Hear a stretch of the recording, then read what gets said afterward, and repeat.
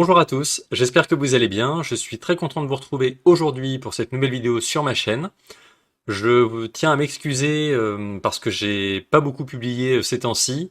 Donc je suis ravi vraiment de vous retrouver aujourd'hui pour cette nouvelle vidéo.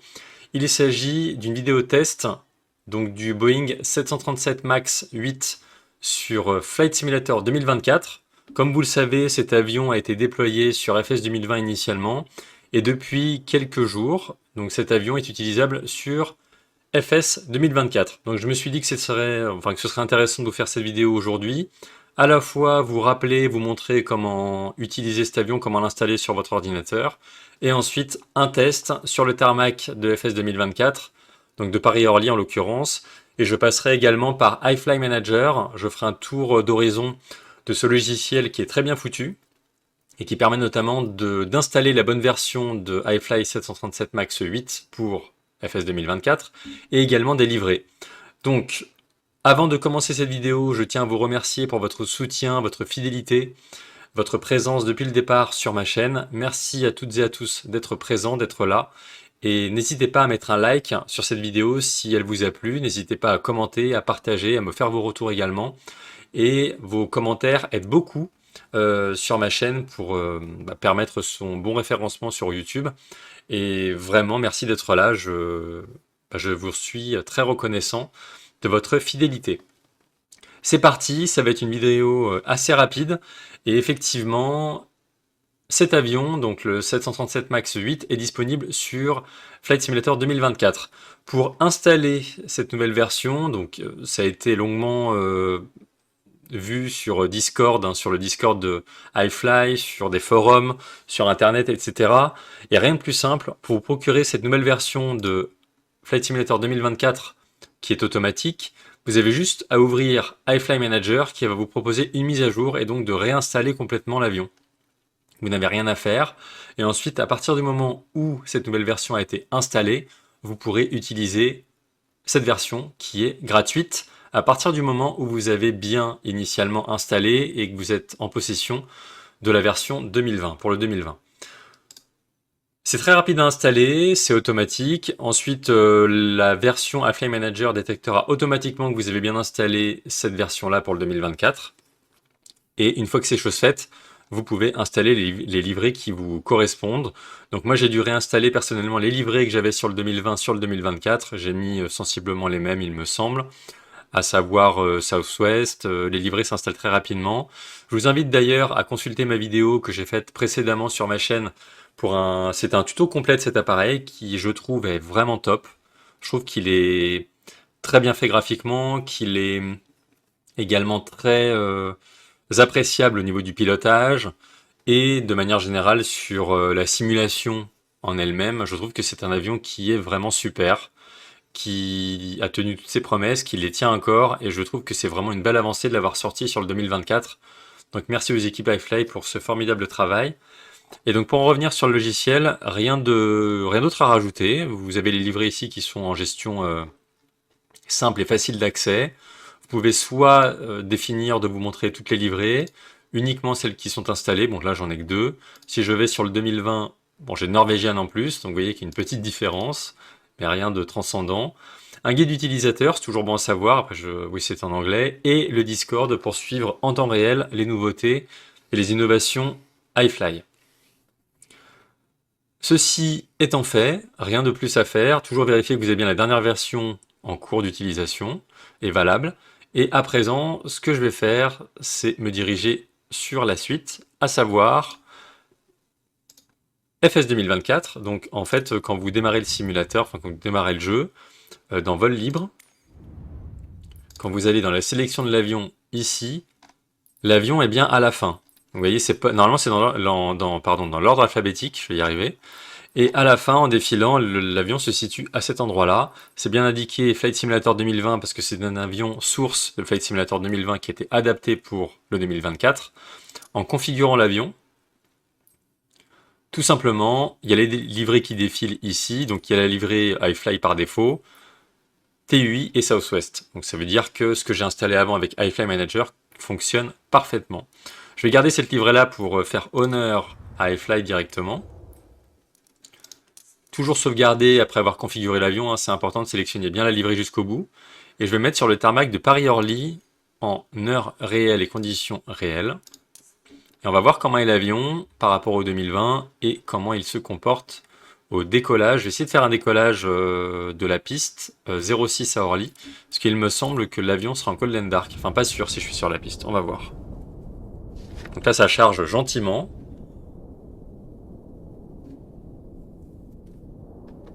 Donc on va patienter un petit peu.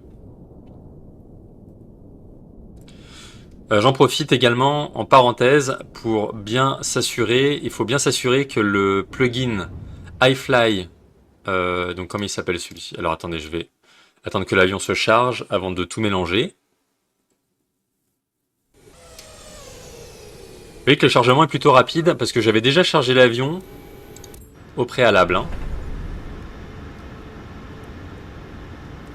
J'ai mes vues personnalisées, que j'ai dû reprogrammer, hein, parce que les vues ne se sauvegardent pas depuis le 2020. Donc là c'est mieux si je mets le frein de parc, il n'était pas appliqué, les volets sont sortis, mais j'ai mes vues personnalisées, j'ai tout.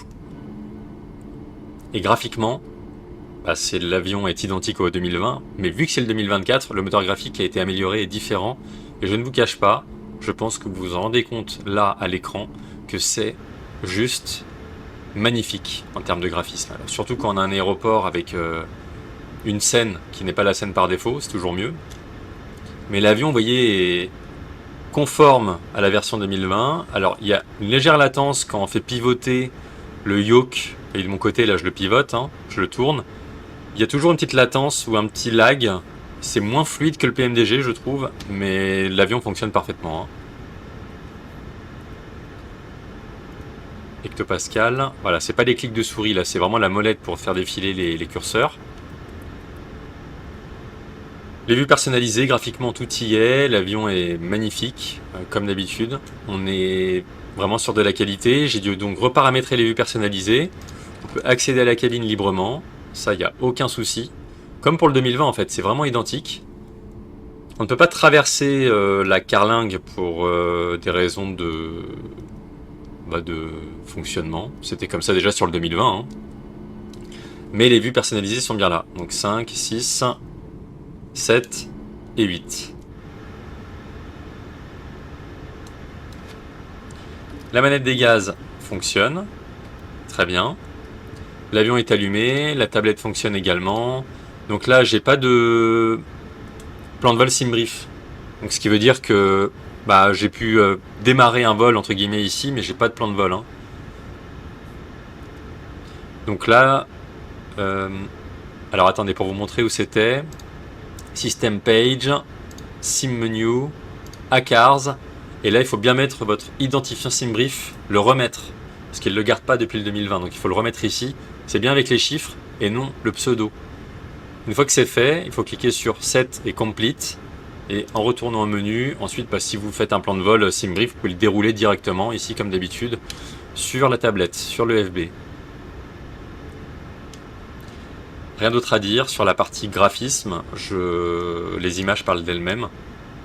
Et les images valent beaucoup plus que les mots, donc là on a vraiment un avion de qualité. Et c'est moteur tournant, donc c'est parfait, je suis sur la piste. Par défaut, j'avais peut-être attribué un Golden Dark, mais en général quand on se met sur la piste, on a un avion en moteur tournant.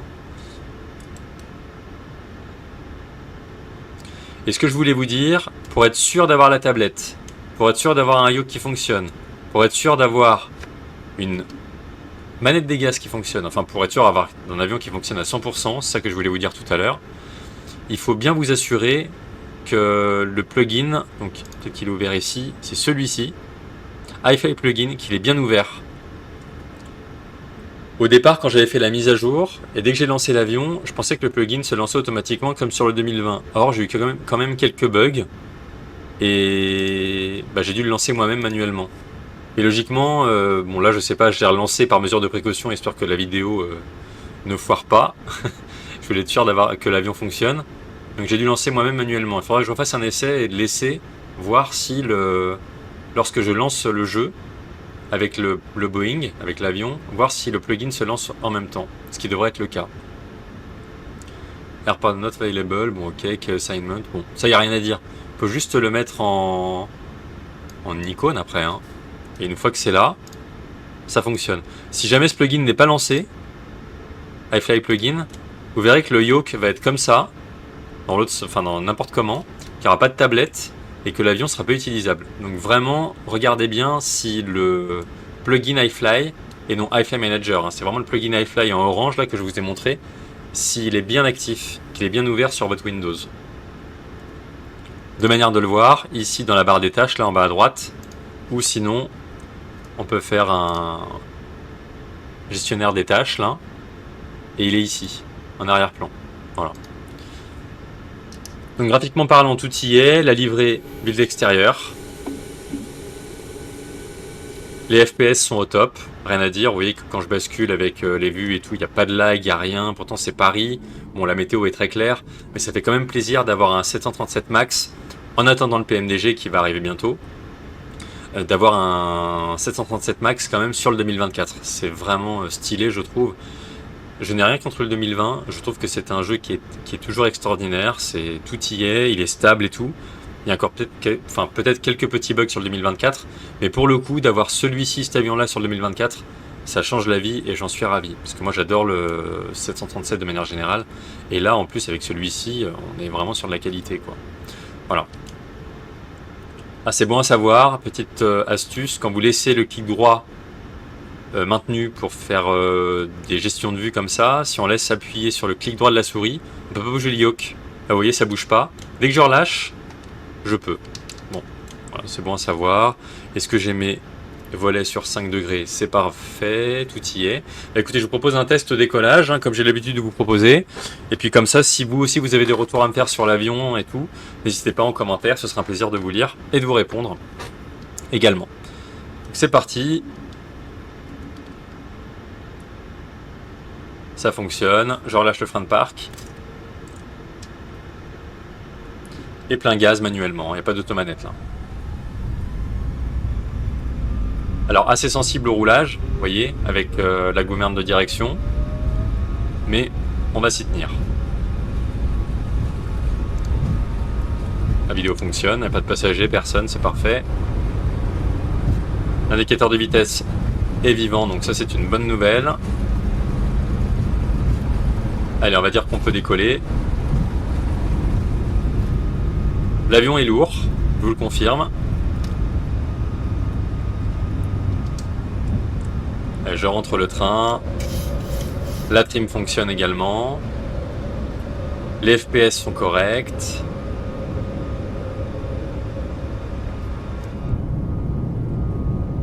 Ah, sur 2024, c'est quand même autre chose, hein. On sent la différence.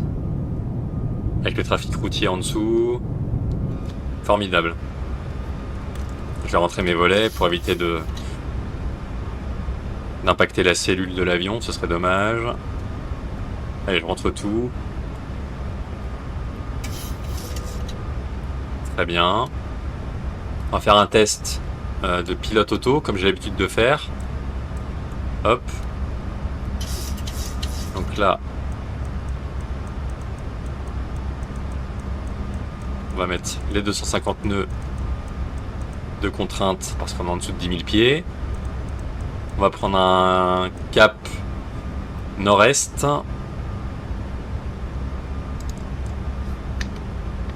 Ok, donc c'est bien ça. Et... ouais, la touche raccourcie de mon yoke ne fonctionne pas pour mettre en route le pilote auto. La touche de mon yoke, donc je fais manuellement. Et donc là, ensuite, on va faire un heading cell pour prendre le cap. On va faire un level change ici pour l'axe vertical également. Et aller aux 10 000 pieds. Même 12 000.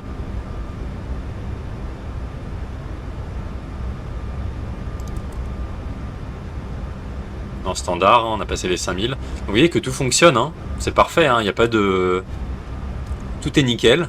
Le pilote auto fonctionne, l'avion répond bien, il est lourd. Bon, après, j'ai pas mis de carburant particulier.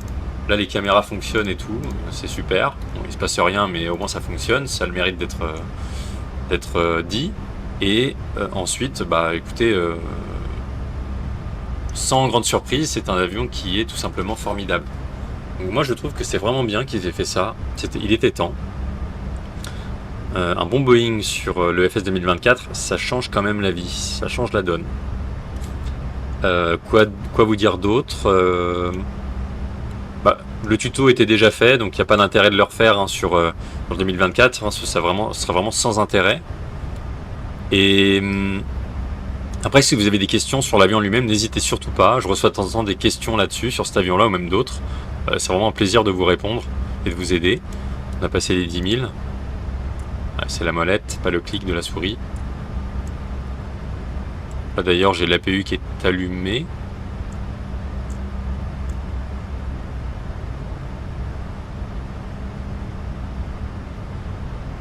Hop.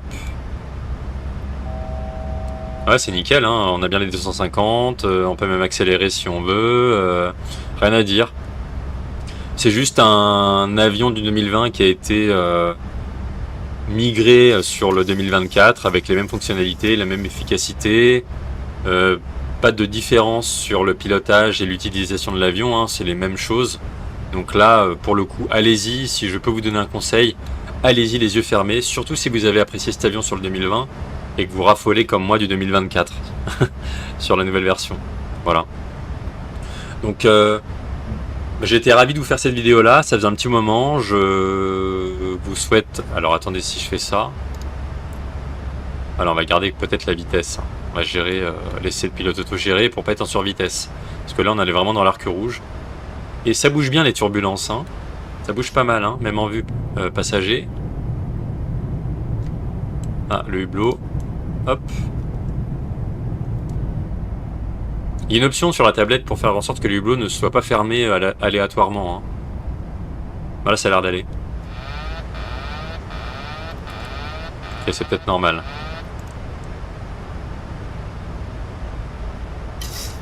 Donc j'étais ravi de vous faire cette vidéo, ça me fait plaisir. J'espère que ça vous aura plu.